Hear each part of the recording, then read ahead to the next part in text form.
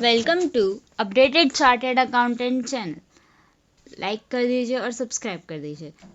आज हम पढ़ेंगे इन्वेस्टमेंट प्रॉपर्टी। इन्वेस्टमेंट प्रॉपर्टी किससे बोलते हैं और इन्वेस्टमेंट प्रॉपर्टी को हम कैसे आइडेंटिफाई करते हैं, और अगर वो कंस्ट्रक्शन में हो तो हम उसे कैसे क्लासिफाई कर सकते हैं। फिर अगर हम खुद के यूज़ के लिए भी रखें और भाड़े पे दे के रखें तो कैसे हम उसे क्लासिफाई करेंगे, और इंटरनेशनली और इंडियन अकाउंटिंग में क्या डिफरेंस आएगा इन्वेस्टमेंट प्रॉपर्टी में, वो हम देखेंगे।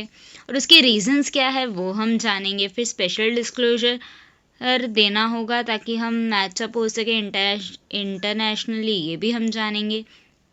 फिर उसके बाद हम जानेंगे कि वो डेप्रिसिएशन होना चाहिए कि नहीं होना चाहिए उस पर। फिर इन्वेस्टमेंट प्रॉपर्टी की प्रॉपर अकाउंटिंग कैसे होती है इंडिया में, वो जान लिए। अब हम कुछ स्पेशल क्वेश्चंस को एड्रेस करेंगे और हमारे वीडियो का एक्सक्लूसिव कंटेंट क्या है वो जानेंगे। तो आइए शुरू करते हैं। Investment property. इन्वेस्टमेंट प्रॉपर्टी क्या है? कोई असेट हम ओन करके रखते हैं, और या तो परचेज करके रखते हैं या तो हमारे पास राइट टू यूज़ होता है उस असेट का। जैसे कि कोई लैंड एंड प्रॉपर्टी हमने लीज पे ले रखी है, तो वो चीज़ें अगर हम असेट राइट ऑफ यूज़ है हमारे पास असेट का, या हमने ओन करके रखी है और हमारा इंटेंशन हम चाहते हैं कि हम उससे इनकम कमाएं, या तो हम भाड़ा लेके उससे इनकम कमाएं या तो उसकी वैल्यू बढ़ जाए। बेसिकली हम उससे या तो रेंट इनकम लेने चाहते हैं या तो कैपिटल एप्रिसिएशन चाहते हैं। ऐसी असेट को हम एज एन इन्वेस्टमेंट प्रॉपर्टी दिखाते हैं हमारे अकाउंट्स में। So what is investment property and how can we identify it? Asset is owned by the entity और has right of use for the asset and such asset not use for own purpose, हम खुद के use के लिए नहीं रखेंगे। Held for with the intention of earning rental income and capital appreciation, मतलब हम इंटेंशन रखते हैं कि हम उससे रेंटल इनकम कमाएंगे या तो कैपिटल अप्रिसिएशन करेंगे।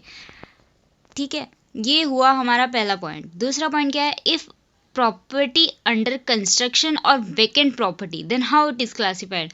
अगर हम कोई बिल्डिंग कंस्ट्रक्ट कर रहे हैं और हमारा इंटेंशन है कि वो हम खुद के यूज़ के लिए ही यूज़ करेंगे, हम उसमें रहेंगे, हम उसके लिए ऐसा बंगलो बना रहे हैं, तो फिर वो as a property plant and equipment दिखाई जाएगी। पर अगर हम कोई ऐसी बिल्डिंग या कोई ऐसा घर बना रहे हैं जिसको जो 4-5 माले की बिल्डिंग हो, जिसे हम रेंट पे देना चाहते हैं आधा, तो हम उसे एज एन इन्वेस्टमेंट प्रॉपर्टी दिखाएंगे, ताकि हम, क्योंकि हम इंटेंशन रख रहे हैं कि हम उससे इनकम कमाएंगे आगे जाके, इसलिए हम उसे कंस्ट्रक्ट कर रहे हैं, तो उस केस में वो इन्वेस्टमेंट प्रॉपर्टी दिखाया जाएगा। पर अगर हमें पता ही नहीं है कि हम घर बना क्यों रहे हैं, हमारा माइंड चेंज हो सकता है, या तो हम खुद के यूज़ के लिए भी रखेंगे या तो हम भाड़े पे भी दे देंगे, तो इस टाइम पे हमें उसे एज एन इन्वेस्टमेंट प्रॉपर्टी ही दिखाना चाहिए, ये स्टैंडर्ड बोलता है। So if property under construction और vacant property then how it is classified, ये क्वेश्चन था हमारा। If the intention is for earning rental income और कैपिटल एप्रिसिएशन और the intention is undetermined then it is classified as investment property. मतलब अगर हमारा rental income, capital appreciation और the intention is undetermined तो हम इन्वेस्टमेंट प्रॉपर्टी दिखाएंगे। Otherwise अगर ओन यूज के लिए है then it is classified as PP, property plant and equipment, जो कि टैंजिबल एसेट्स को कवर करते हैं। नाउ थर्ड क्वेश्चन हमारा ये आ सकता है कि प्रॉपर्टी अगर हम खुद के यूज़ के लिए भी रखें आधी, और आधी हम भाड़े पे दे दें। समझो हमने 3 माले का बिल्डिंग बना दिया, यहाँ पर आप देख सकते हैं ये 3 माले का बिल्डिंग है, और फिर हम उसे सेल करते हैं, तो ये सेपरेटली सेलेबल है। फर्स्ट फ्लोर पे हम खुद रह सकते हैं, ऊपर के 2 फ्लोर हम भाड़े पे दे सकते हैं, जिससे अच्छा खासा भाड़ा आ जाएगा। तो यहाँ पर ये सेलेबल है सेपरेटली, इसलिए हम उसे प्रोपोर्शनेटली, जो हम फर्स्ट फ्लोर पे हम रह रहे हैं हम उसे पीपी दिखाएंगे, और जो बाकी के 2 फ्लोर्स है हम उसे इन्वेस्टमेंट प्रॉपर्टी दिखाएंगे। बट अगर ये सेपरेबल नहीं होते, समझो एक बड़ा सा बंगलो बनाया हमने और उसमें 4-5 कमरे थे, तो हमने जैसे कि आप देख सकते हो यहाँ पे एक फ़ोटो है, उसमें 4-5 कमरे, तो उसमें से हमने जो पहला कमरा है वो तो हम उसमें रह रहे हैं, बट बाकी के जो 3-4 कमरे हैं हमने उसे भाड़े पे दे दिया एज ए पेइंग गेस्ट किसी को। तो यहाँ पर हम ये जो सिंगल रूम्स है हम उसे अलग से सेल नहीं कर सकते। हम बाहर सेल करने जाएंगे तो हम उसे एज अ वन प्रॉपर्टी ही सेल करेंगे, इसलिए ये सेपरेटली सेलेबल तो है नहीं, इसलिए हम उसे overall totally as a property plant and equipment दिखाएंगे। बट एक एक्सेप्शनल केस हो सकता है ऐसा कि ये पूरा 1000 स्क्वायर फीट का एरिया का घर है, इसमें से सिर्फ एक छोटे से पार्ट में खाली 100 स्क्वायर फीट के पार्ट में एक छोटा सा मंदिर बना हुआ है, हमने ये पूरा का पूरा बंगलो भाड़े पे दे दिया, बट सिर्फ छोटे से मंदिर में हम रह रहे, तो ये जो छोटे से मंदिर रह नहीं रहे, हम सिर्फ पूजा वूजा करने आएंगे, मतलब हम उसे यूज़ करेंगे, तो ये मंदिर हम आते जाते रहेंगे, तो बाकी तो पूरा घर भाड़े पे ही है और वो पूरा घर सेलेबल है, तो हम उसे इन्वेस्टमेंट प्रॉपर्टी दिखा सकते हैं। बाकी कोई भी केस में हम इन्वेस्टमेंट प्रॉपर्टी नहीं दिखा सकते हैं, क्योंकि ये सेपरेटली सेलेबल है ही नहीं।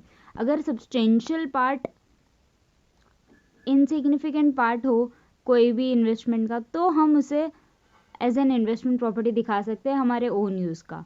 जैसे कि अगर हम एकदम छोटा सा इनसिग्निफिकेंट पार्ट हो, तो हम उसे एज एन इन्वेस्टमेंट प्रॉपर्टी दिखा सकते हैं। Can't sell one room separately, so here it is classified as PP.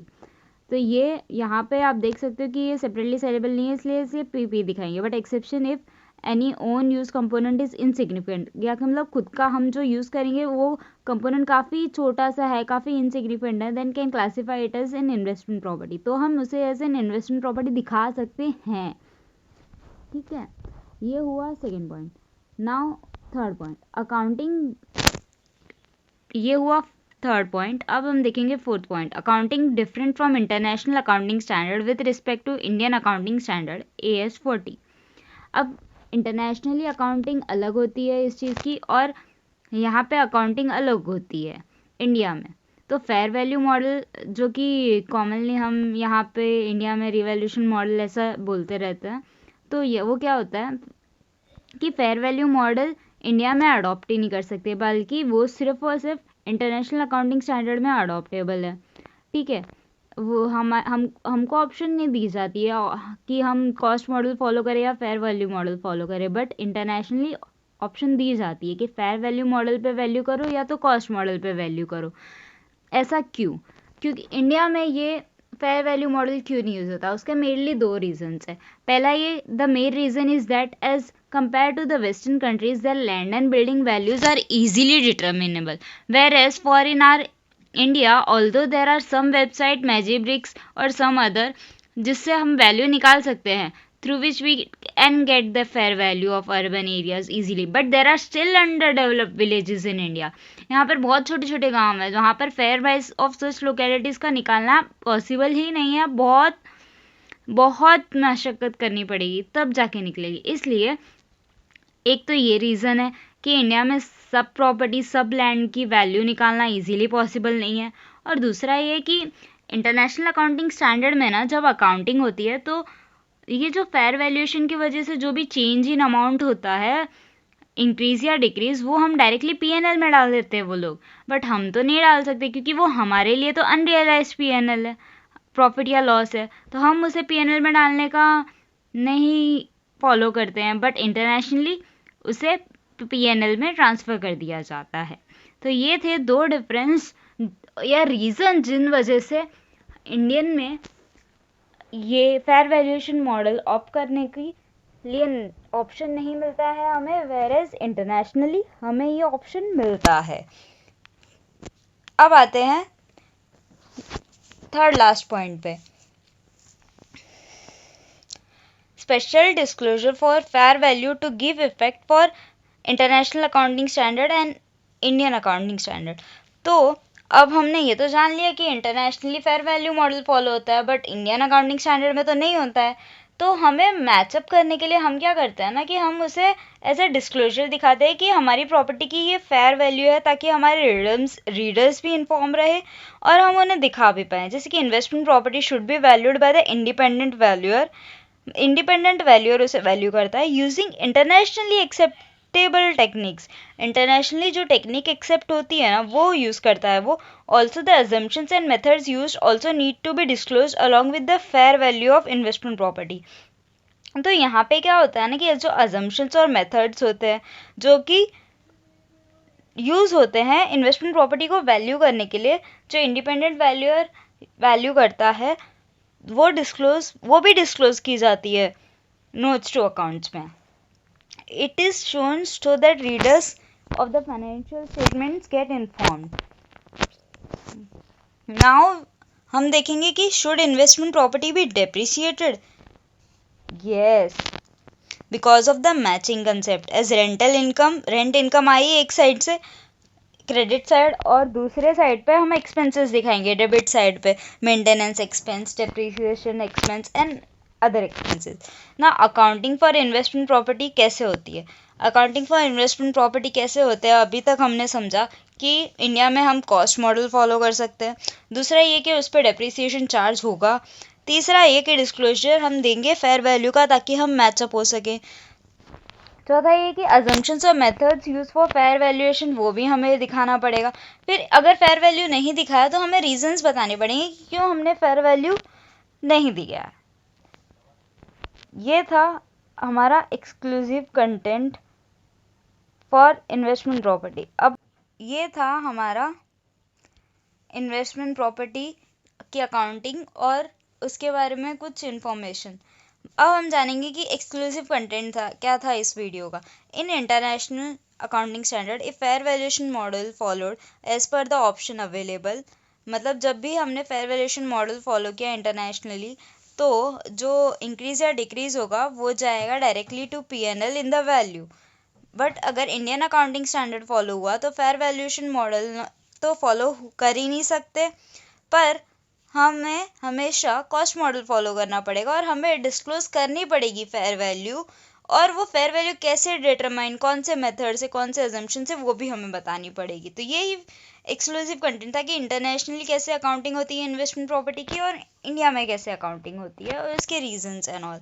ना हमें क्वेश्चन आ सकता है स्पेशली कि if company uses one building for its employ as an employees quarter, तो क्लासिफिकेशन कैसे होगा। मतलब एक कंपनी है जो कि एक उसकी ही बिल्डिंग है, वो उसे एज एन एम्प्लॉयज़ को दे रही है रेंट पे, तो वो खुद के कंपनी के लिए यूज़ कर रही है, बट फिर भी वो एम्प्लॉयज़ को दिए कम से कम रेंट में। तो यहाँ पर प्राइमरी यूज़ क्या है कि वो asset owned by the company है, बट उसके खुद के एम्प्लॉय ही यूज़ कर रहे हैं, तो वो प्राइमरी रीज़न हो गया। तो हम उसे प्रॉपर्टी प्लांट एंड इक्विपमेंट दिखाएंगे और उसे इन्वेस्टमेंट प्रॉपर्टी नहीं दिखाएंगे, भले ही हमें उससे इनकम जनरेट हो रही है, बट फिर भी हम उसे एज एन इन्वेस्टमेंट प्रॉपर्टी नहीं दिखाएंगे, क्योंकि वो सेकेंडरी पार्ट है। प्राइमरी पार्ट यहाँ पे ये है कि वो खुद ओनर की कंपनी की बिल्डिंग है और वो खुद ही यूज़ कर रहा है, ताकि वो अपने एम्प्लॉयज़ को रख सके वहाँ पे और वो उसके एम्प्लॉयज़ वहाँ काम कर सके। दूसरा क्वेश्चन ये भी आ सकता है कि अभी होटल्स बिजनेसेस जो रहते हैं वो उनके एसेट कैसे क्लासिफाई होते होंगे। तो होटल्स के बिजनेस बहुत सारी होटल्स होती है बहुत सारी जगह, तो यहाँ उनका तो मेन काम यही होता है कि वो रेंट पे दे और उनसे इनकम ले। तो वो अपने जो घर है उन वो अपने जो रूम्स हैं या जो भी वो सर्विसेज देते हैं उनके साथ में वो उन्हें एज एन इन्वेस्टमेंट प्रॉपर्टी नहीं दिखा सकते, भले ही उनसे वो रेंट इनकम कमा रहे, तो वो उन्हें दिखाएंगे as an property plant and equipment. वो उन्हें दिखाएंगे as an property plant and equipment. The hotel's main income is to earn rent income by providing the property on rent along with the other services. Then the classification of the property should be PPE. Thank you for watching. Please subscribe to the channel.